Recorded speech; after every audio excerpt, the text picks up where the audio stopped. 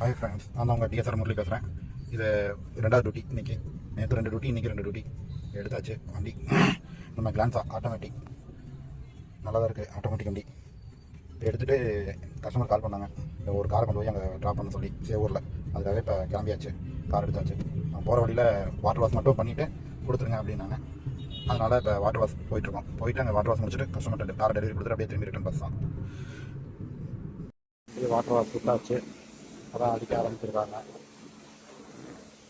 இது full and automatic smart washer. ஆட்டோமேட்டிக்காக இது ஒன்று இப்போதைக்கு அடிச்சிட்ருக்காங்க.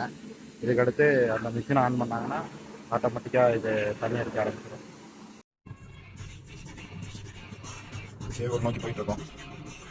ரொம்ப டிராஃபிக்காக தான் இருக்காங்க, ஏன்னு தெரில.